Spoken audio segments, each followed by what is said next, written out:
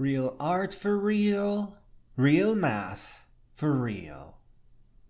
The first thing you are going to need is to think about a neat place to exhibit your mathematical art. The next is the frame. Frames are important and they are expensive. Computer-generated art demands perfect frames. I think you should start with a pane of glass. Then maybe a really thin aluminum rail that can keep it all together. I almost feel like you can't cut them with a saw. You will need to make a rough cut and then file the aluminum down at a perfect 45-degree angle. You could consider treating your paper with something that makes it tough and durable, and then skip the glass. Just make it flap in the wind. A digital, vertical flag. Then there is paper and printer. $100 laser printer could cut it if you had an 8x72 roll of paper. It would make a nice vertical 6-foot flag. But go to an office print shop and use their blueprint printer. It uses standard paper. It is black and white, laser, pretty standard. You really want to make something physical, a traditional creation that can be made available for maybe $10,000. I think the ideal solution at this point is a pen plotter. This would become your very own and very unique brush. Bare-bone plotters are sometimes sold for $150 to $300, but they may require a bunch of work, which could be good for customizing things. Plus, with a plotter, you could use multiple color markers or go for color pencils even. Which brings us to creating the graphics that you will print. I don't like using the words math, trigonometry, even vector. But math has been stolen from us. It wasn't intentional. It is just that teachers don't know what it is, how to use it, and what to use it for. Math is a library of really good ideas, perhaps mostly assembled by jittery people that drink way too much coffee.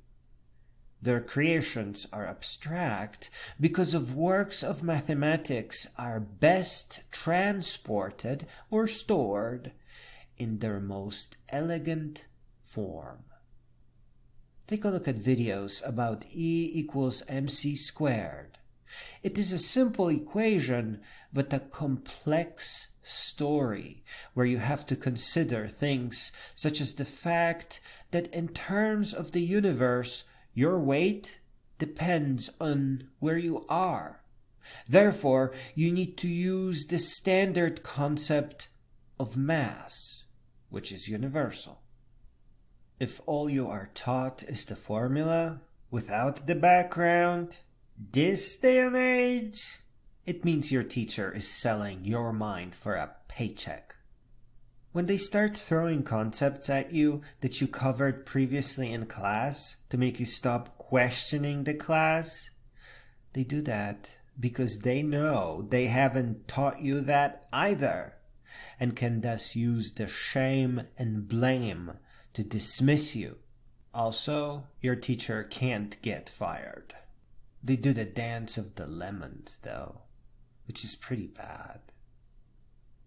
Don't fall for the sweet talk either. Teaching is not a job.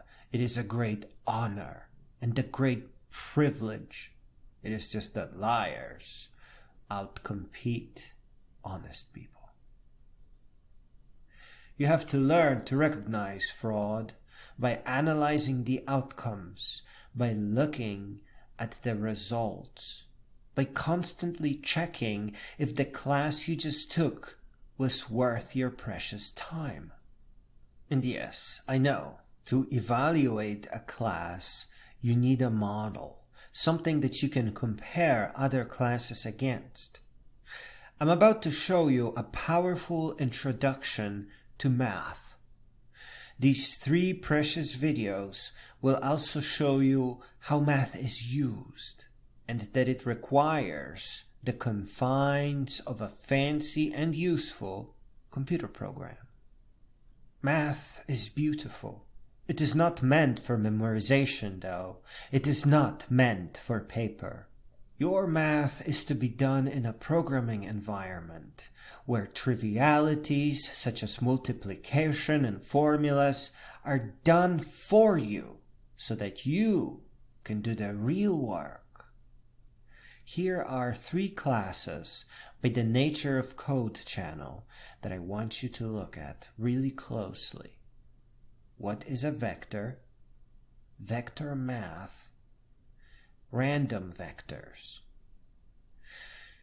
This talks about vectors, but it is actually a real introduction to real mathematics. You don't want to start with scalars. The golden ratio and the pi are only that interesting.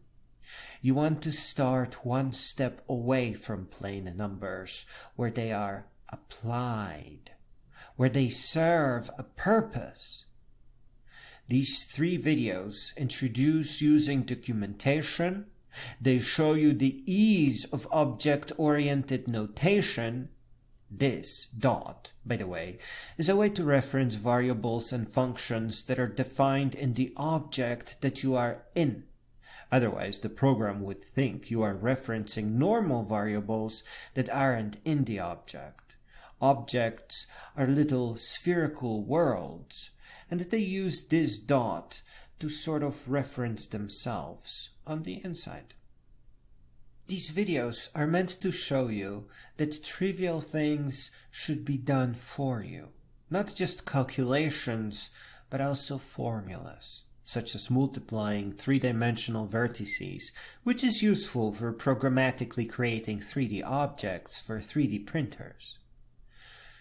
This shows you the real math, what it is, how it is taught, how to use it, and when to use it.